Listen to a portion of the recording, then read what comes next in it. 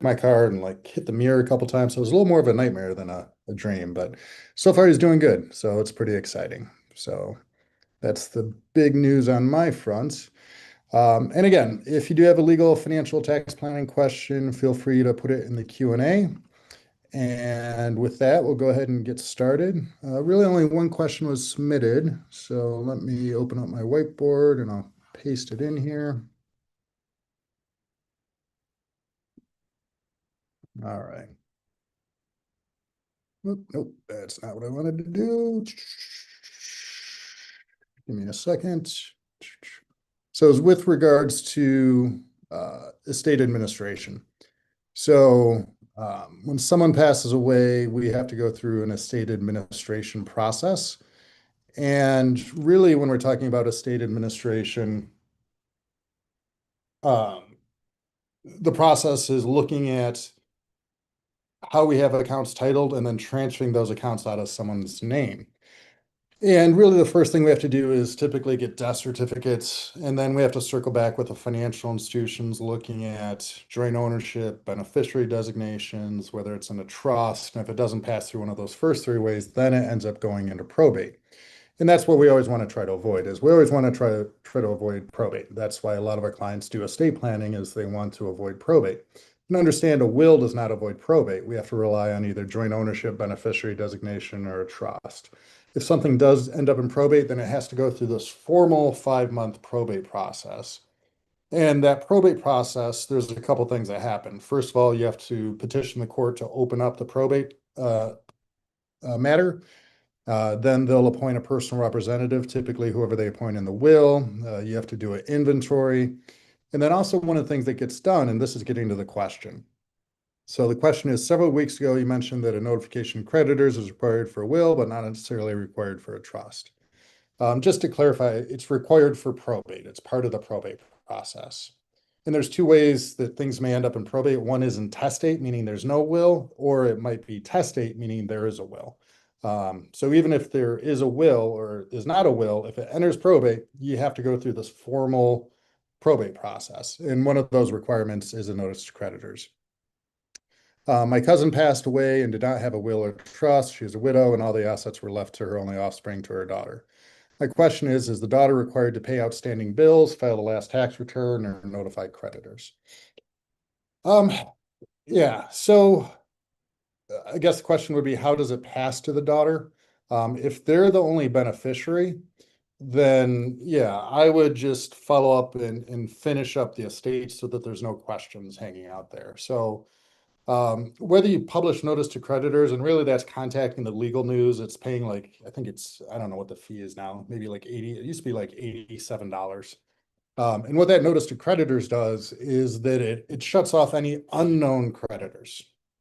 Okay, so there's a difference between known creditors and unknown creditors. Known creditors would be like if you received a bill from a hospital or something like that, that would be a known creditor. What the notice to creditors does is shuts down any unknown creditors. So no one can come out of the woodwork after 4 months from the time the notice to creditors was filed and make any claims if you did not already know about them. So that's what the unknown or what the notice to creditors does. And then also understand there's different types of creditors. There's what's called secured debt. So that would be like a mortgage on a house. Okay, if you don't pay the mortgage or if you don't satisfy that creditor, they can take the house. Or if it's an auto loan, they could take the car. Then there's what's called unsecured creditors. And really, unsecured creditors can only make claims to the probate court. And so if nothing ends up in probate, then they don't have anything to make a claim against. A good example of this would be like credit card debt. So credit card debt is actually unsecured debt. So if you have a loved one that passed away and they have a lot of credit card debt, as long as they didn't purchase things for you or you're not a co-joint on that credit card, you don't have to pay the credit card debt. That's unsecured debt. Now they'll send like letters and try to guilt you into paying for things, but that is all unsecured debt. So in terms of if you were to inherit things, first I would look to how did you inherit? Is it through a trust? Is it through joint ownership, beneficiary designations? And if nothing ends up in probate, then you don't have to worry about any of these unsecured creditor debts. Because when the person passed away, that debt basically goes with them. The worst thing that can happen is they can affect the credit score. But if you've already passed away, it's not like you care about your credit score. So if it's unsecured debt, it's not something that has to be paid. If it is secured debt, like secured by a mortgage on a house, secured with an auto loan on an automobile, that would have to be paid. Otherwise, they could take that house. So if it's a house, you'd have to either pay off the mortgage, you'd have to refinance it, or sell the house and satisfy the mortgage and take the profits. So yeah, if nothing ends up in probate, then it's a much more relaxed, much quicker process to handle the estate administration. So that's why everyone tries to avoid probate. To be honest, I would say most people don't, unless they're forced to because it's going through probate, they don't file the notice to creditors. We don't really see like unknown creditors popping up very often. But if you want to dot the i's, cross the t's, and just have that peace of mind that there's no problem satisfying that debt. So yeah, so really, again, it's that estate administration process. And just in terms of logistics, and one of the things we have in our office is we have like a checklist of these are the items that typically need to be done when someone passes away. First, you work with a funeral home or cremation. They're going to get the death certificates from the county. Once you get those death certificates, then we can circle back to the different financial institutions to say, hey, this person's passed away.